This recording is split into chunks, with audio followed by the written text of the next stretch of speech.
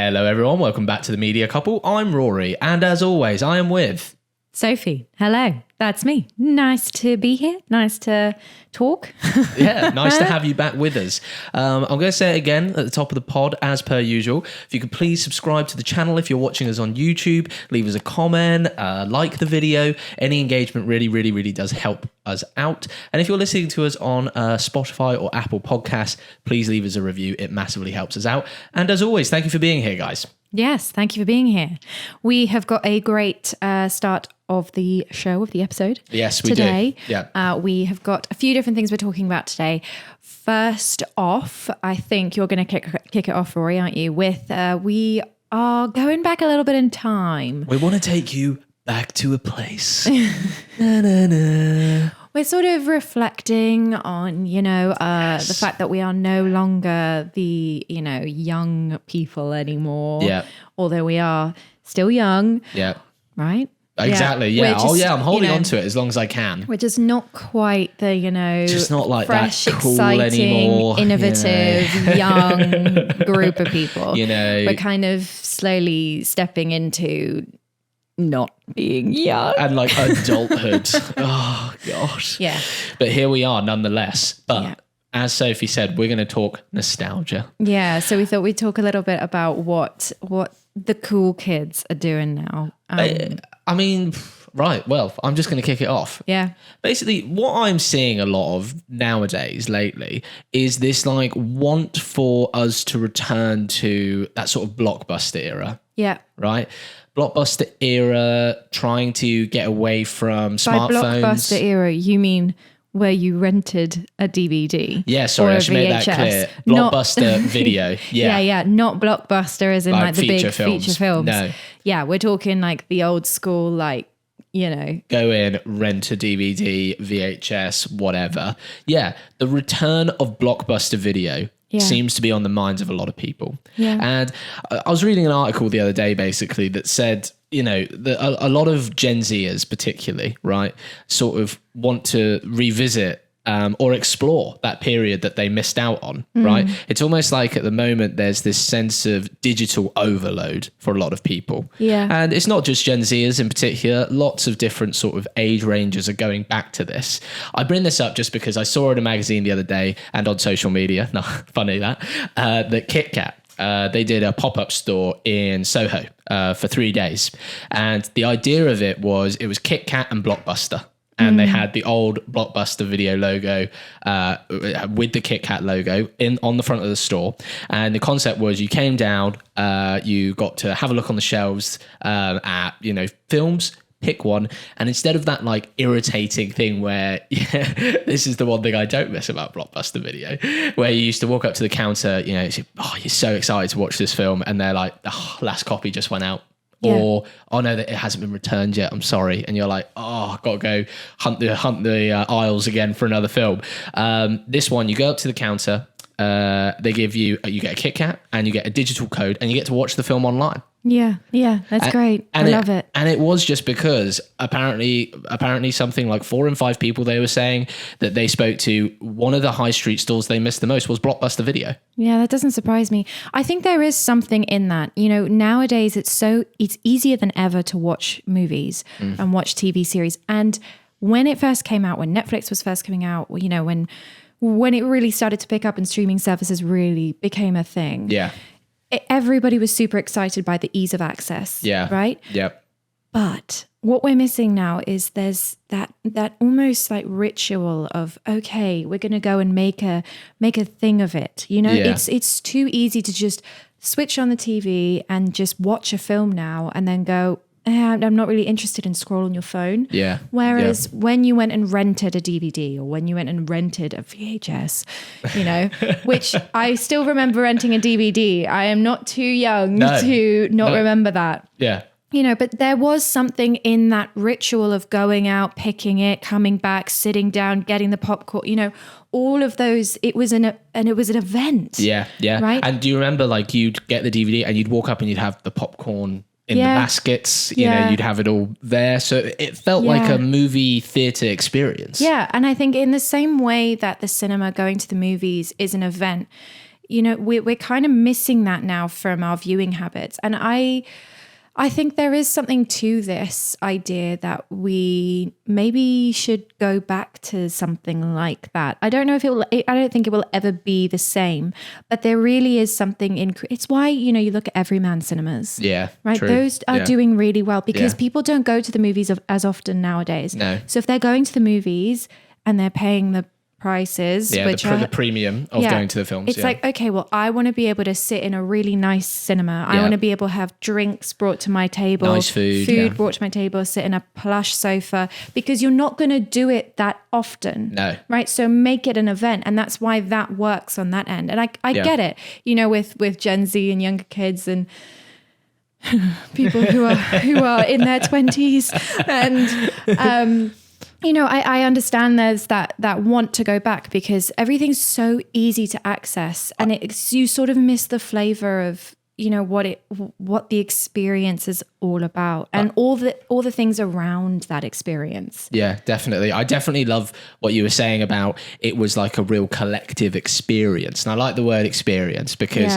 I remember being like a teenager, and it really was. Even a little kid, I remember your parents take you to rent a film, and you could spend like over an hour in there, all hunting the aisles. And but when you all collectively came together and went, we're going to watch this, I don't know, the latest Mission Impossible or whatever it was, it felt like, wow, I'm so excited to rush home, get the popcorn, get the snacks, get this into the DVD player or VHS player and watch this. Exactly. And I think there's something in that. I mean, I remember having a birthday party, and we invited all my friends round, and it was all the girls, and we were all having a sleepover. And part of the birthday party was we were going to rent a DVD. Yeah. So we amazing. went, I think we rented Spy Kids. Yeah. Right? Great film. Yeah. Great film. We went from memory. That was what we went in. But I remember the experience of going to the DVD store and going with all the girls, and we were picking out movies. And I was like, this one. We all settled. And that is something that you just don't get that anymore. No, absolutely not. And I definitely get this idea that I've been seeing about overload. Yeah. Right?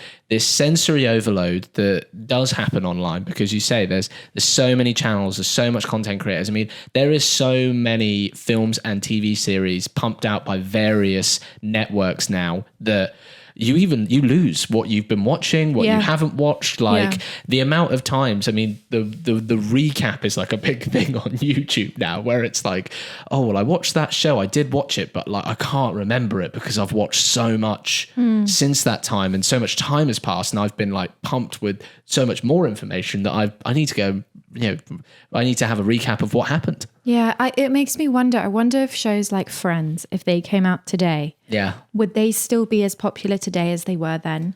Because Friends was, an appointment viewing, right? It was classic the way, watching on TV, comes out once a week, you get a new episode, that kind of thing. Yeah. That was, and I wonder whether that would get lost in the sea of all the content that's currently coming out at the moment. Because it feels like, with those shows like Friends, they had so many more episodes, right? They had so many more episodes. They ran for so much longer. It was like you could rely on having, the next 17 Fridays you would be watching. Booked. Yeah. Exactly. Whereas nowadays, series are shorter. Yeah. You jump from one series to the next.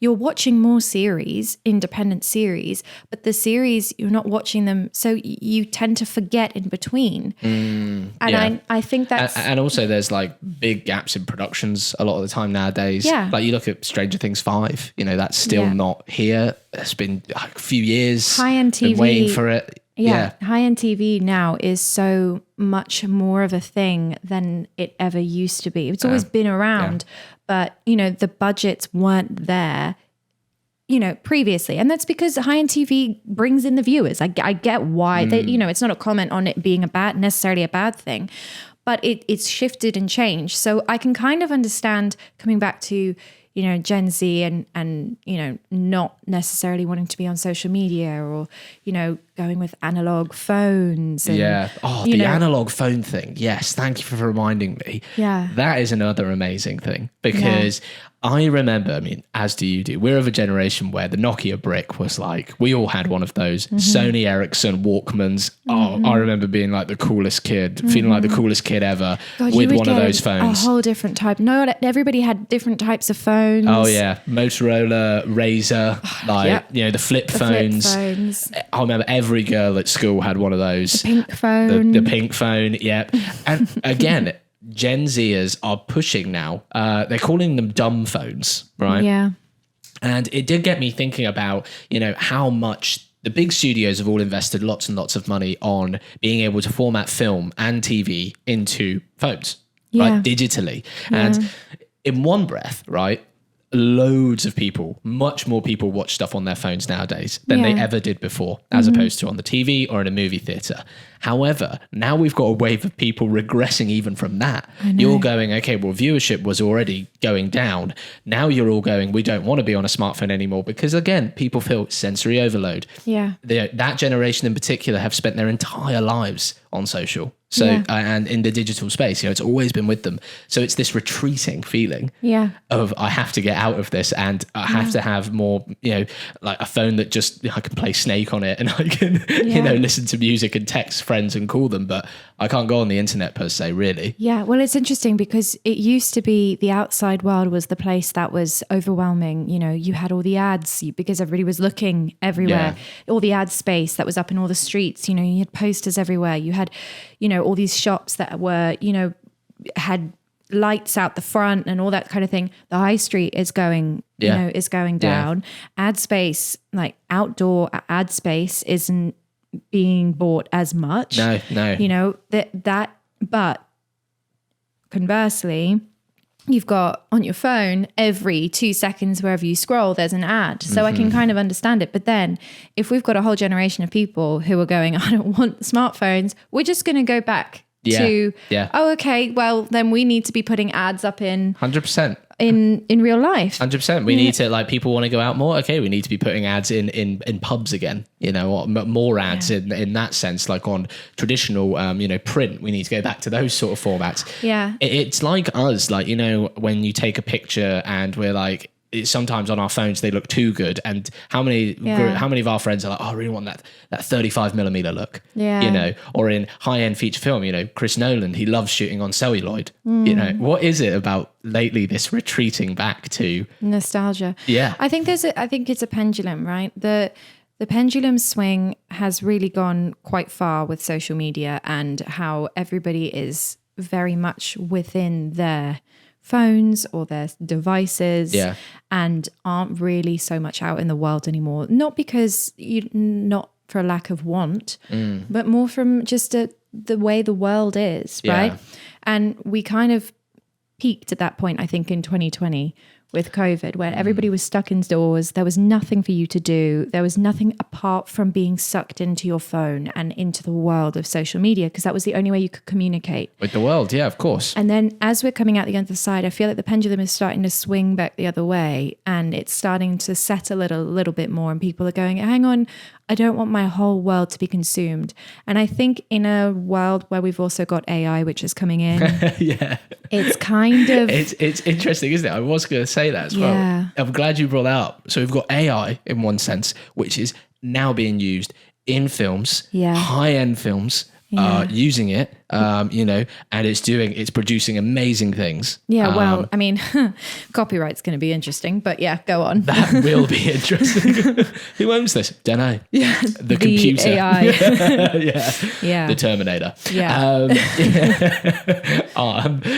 But so you've got this, you've got this advancement in one technology, which, is here to make all of our lives easier. It's to make filmmaking better, stronger, cheaper, faster. Yeah. That's the point of it.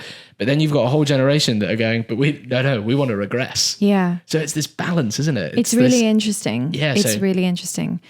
I don't know. We'll see where it goes. I mean, I think there's we're going to settle in the middle. I think we kind of have to, because, I don't think there's a world in which we can be solely consumed by tech and social media and those kinds of things for digital content. It's why theatre still works. Yeah, absolutely. That's a good point. It's why theatre still works. So I think there's still something about the physical experience. The and it's like what you touched on with person. Blockbuster Video, right? Yeah. Back in the days, it was that experience. It made us feel something. Exactly. It made us feel connected.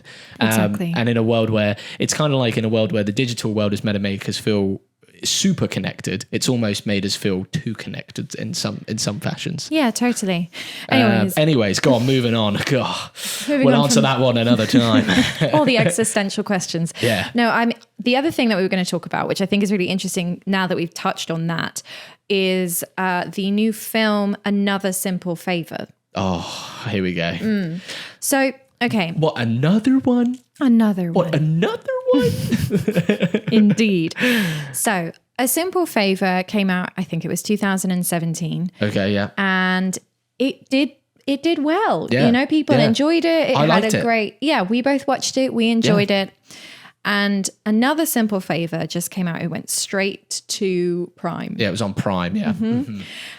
Watched it? Yeah, watched it. I didn't love it. No. I think it's interesting because based on what we have just spoken about, A Simple Favor felt like a film. Yeah. Another Simple Favor felt like content. Yeah. Yeah. Right? Yeah. And it's interesting because 2017 and 2025 Yeah. were when both of those films came out. Yeah. And they feel so different in tone. If you liked A Simple Favor, you're not going to like Another Simple Favor. Yeah. No. They are not the same sequel. Same characters, but completely different vibes. Different vibes, different tone. Yeah. You know, I think it's a really interesting way that this has happened because it seems like, I don't know if any of you have watched The Studio, but The Studio talks about all the executives meddling, you know, in all the films and all that kind of stuff. It feels like too many executives got their fingers in that film and meddled way too much. Yeah. And they went, White Lotus is doing really well. Let's make it really, you know, ethereal. Well, and for one, kind let's of, go to Italy. Why? Oh, just because. and put her in some clothes and I mean, I'm not going to lie. The costumes are great in that show, in the film. I think they're hit and miss. The big hat is good. Yeah, I think they're hit and miss. They don't work because the film isn't I know what you mean. tonally, it's not Yeah. right. It tried to be something like, it tried to be Villanelle. You know what I mean? Yeah. I think it went way too far down the black comedy route. Like it went way too far down this. It was almost like, But it wasn't funny. no, but that's what I mean. It was like, it was like just silly in a Yeah, way, you know, yeah. it was so, the comedy was so like not great that it made it cheaper. Yeah, You know what I it mean? cheapened it. It really cheapened the film. I don't know. I could, if I hadn't seen A Simple Favor first, I think I would have liked Another Simple Favor. But I had in my head, I was looking for a sequel to A Simple Favor. Yeah. Right? Yeah, absolutely. So when we got what we got, I was like, this isn't a sequel. Like, I don't understand how we got here. This is not, I mean, first of all, the storyline, for spoiler alert, she went to prison at the end of A Simple Favor. How are you going to unwrite that? It was a perfect way to sign the character off. Sign Exactly. Blake Lively's character off. That way, perfect, done. Great singular movie. Yeah. And I think this is the point. They tried to make a sequel out of something that did not need it. It felt a bit like, do you know, like it felt like with Another Simple Favor, they went down the Knives Out route. You know, Yeah, but it didn't do it as well as Knives Out. Glass Onion or whatever. Yeah. It went down that, which has that comedic Cluedo murder investigation vibe. This tried to do that, but it was nowhere near as good. No. The characters weren't as interesting. Like even the camera work was quite poor in places. Yeah, it was interesting because I remember I was sitting there talking to you, wasn't I? And I was like, I don't know what it is, but like the cinematography in this is really annoying me. And I'm not somebody who sits there and like watches for cinematography. If cinematography is great, I'll notice it. But generally, or if it's really bad, I'll notice it.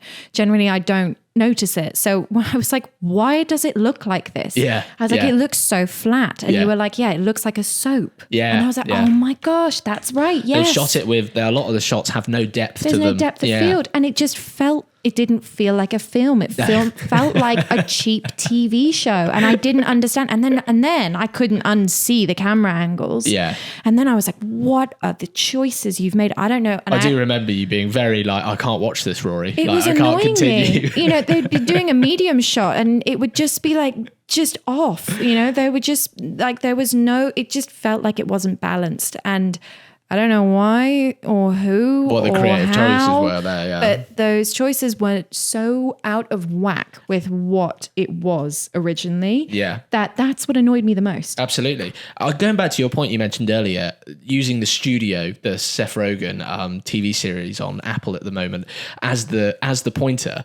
That is so accurate. Yeah. It did feel like that. It felt like, right, here's our really good film, our singular entity as a film, right? Which we don't get enough of those nowadays, where it's just, we made a film and that's it. And it's really good and we can all enjoy it. Great.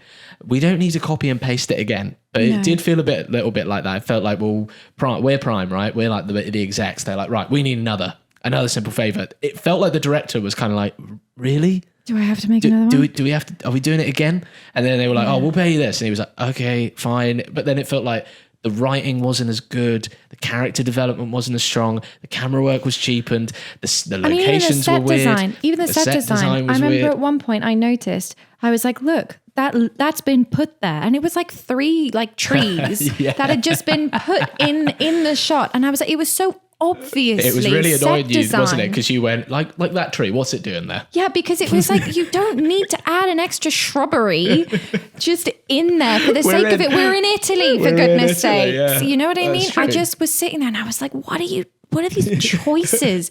Like the fact that I'm picking out that looks out of place because it was out of place. I mean, it was like perfectly preened and like perfectly, the pot, it was in a pot, right? It's like, what pot is going to be on the street in Italy in a perfectly beautifully manicured or like tree? I don't know. Yeah. But apparently they thought that was there. I don't know. It's just all those little things and you combine all of them together and it's like, yeah, this is not a film that was originally in the same tone. No. You know, this was this black and white, you know what I mean? It was two very different. Because correct me if I'm wrong, but I remember the first one. Granted, there was, you know, like dark comedic elements to it, right? Yeah. That was the point. There were moments like that. I felt like the first one actually had like quite a good story. Like because it wasn't absurd. And it was more like thrillery. It was more like Gone Girl vibe. Like, it you know, felt there like was there could be some truth to it. Yeah, yeah. This one didn't feel like there was any truth to it at all. I was like, no. And I loved how when she, you know, I'll spoiler again, when she gets out of prison in the first few minutes, Blake Lively, and she's, you know, back in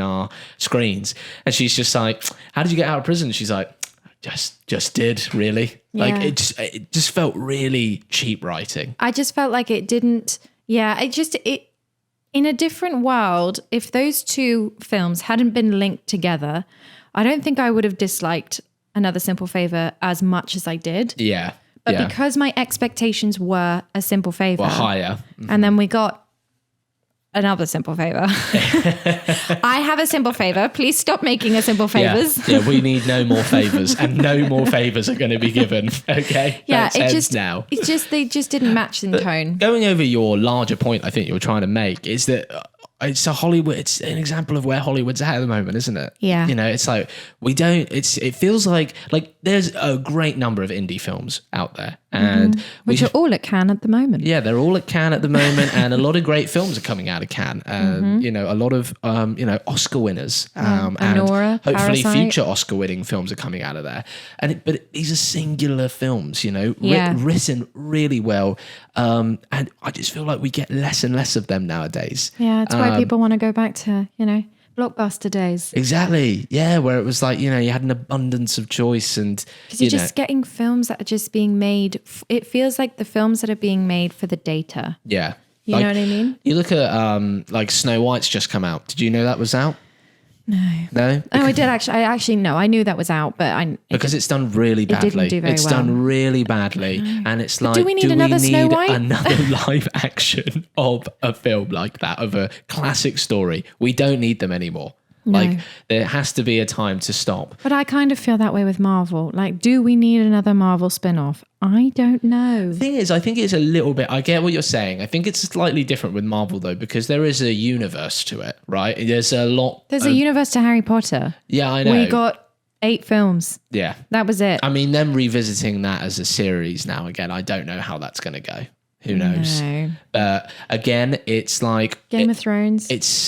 Game of Thrones was good though, and they haven't like, I mean, House of the Dragon. Yeah, but House of the Dragon again, it's in the universe and it's a different time and it's had proper stories given to it, right?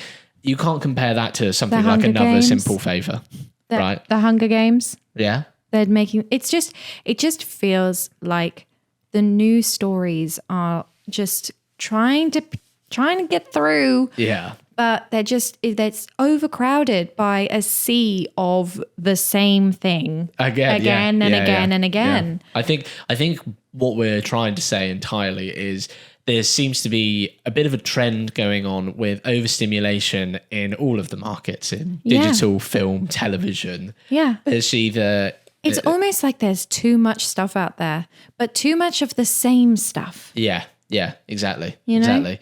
I mean, in terms of like the big studios, they're trying to protect themselves by always backing projects that have worked in the past. I get that. I get from a business. I get it. But then I think like this is the quandary, right? It's the push and pull of the business versus the art. Well, that's why I think I know what you're going to say.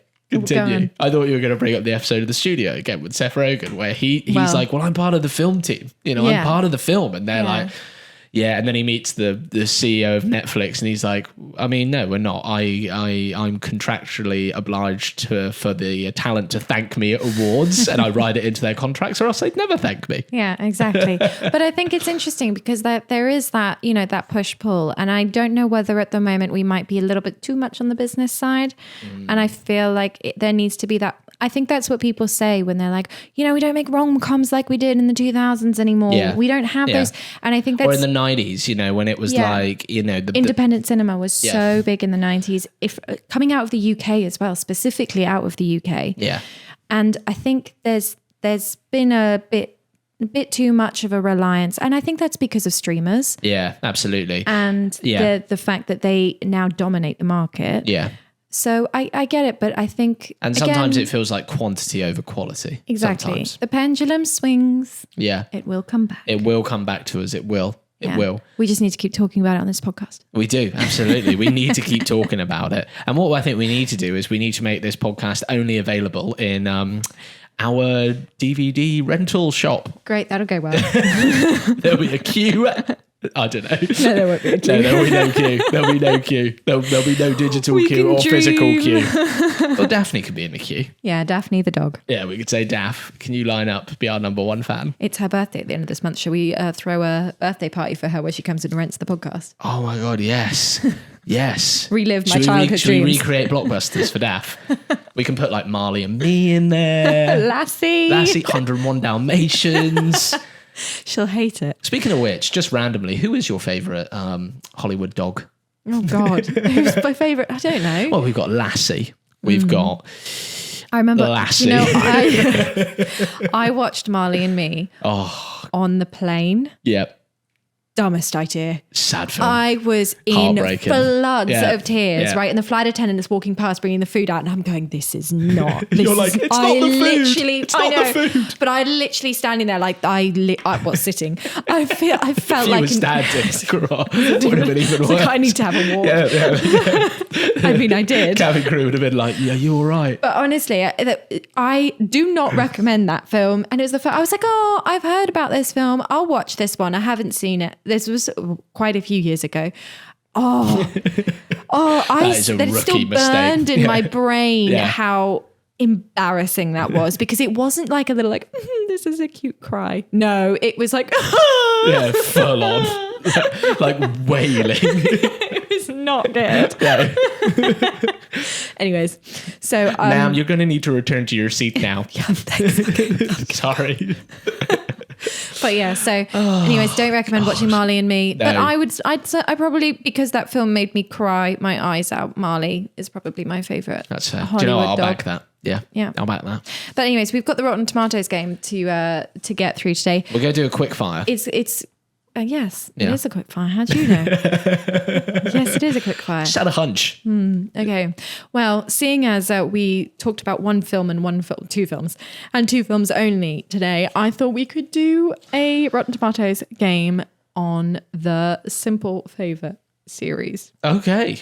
So for those of you who do not know what the game is, where have you been? Why are you living under a rock? The game is basically where I tell Rory a title of a film. He then tells me what he thinks the Rotten Tomatoes critics and audience score is. I tell him if he's right. We discuss. We move on to the next one. That's the game. That is the game. All right. And I always win. No. No, I've never won. I think I got one. One. Yay. Yeah. This is what episode? But it's here. Goodness knows. Who knows? Anyways, right. So the first one is, shockingly, A Simple Favor. A Simple Favor. Audience score 72%. Critic score 83. Did you look at my paper beforehand? No. I'm always suspicious when he gets things slightly... Why? I just get things right. What do you think of me? You're like, I'm just suspicious when you get things right because you are an idiot. That's how I think of you. All right. Glad you said it. I didn't have to say it. But yeah, audience score 73%. Did I get that right? You said 72%. And So I did get it right. And critic score 84%. You said 83%. Oh. Yeah. So it did quite well. He's still got it. But not quite. Did you? He's 1% off. Yeah. He's almost got it. He's 2% off. I think you've looked at my paper. I don't think I did. Another Simple Favor. Another simple 40 audience score. Yeah. Critically 30. Okay. Audience score 38%. Oh wow. Okay, fine. Yeah. Yep. Critically 62%. Wow. I wonder if Quite all the surprised critics, by that. I wonder if all the critics who gave it, a good rating just hadn't seen the first one. Yeah, maybe not. And we're like, oh yeah, this is a fun film. Because it is a fun film, apart from the cinematography. It is a fun film. Yeah, like and the weird shrubbery. It is a fun film otherwise. Yeah. But it is a fun film otherwise. It just in its own in its own world, Yeah. in its own absurdist way. Yeah. But that's where it ends. Yeah. Yeah. I mean, the Italian husband in it just makes me laugh so much. Oh, there's like the mafia, and then they're all gangsters. It all just goes a little bit pear-shaped. Yeah. Yeah. And then there's the sister. Oh, yeah. The sister. Oh God, how can we forget the sister? Of course. Yeah. Anyways, if you haven't watched it, don't think I'd recommend it. No. But go watch it also anyway. maybe go watch it and see what you think. Yeah. See if you can spot the shrubbery that shouldn't be. Yeah, leave us a comment how many shrubberies you pick up on. We picked up on a lot, and how much you think it reminds you of EastEnders because of the way it's shot. EastEnders, but just in the Italian Riviera. And there's nothing wrong with EastEnders and how EastEnders is shot. No, by the way, it's got its place. EastEnders is a TV show. Yeah. Another Simple Favor is a feature film. Yeah. Anyways, on that lovely note. Yes, thank you for being here. Thank you for watching or listening. And we do appreciate you. As always, we have these go out every Thursday, so do check back in next week. And please do like and subscribe if you are watching this on YouTube, or drop us a review if you're listening to this on a podcast. It really does help. And we'll see you next week. Thanks for being here, guys. Thank you so much, guys. Take it easy. Bye. Bye.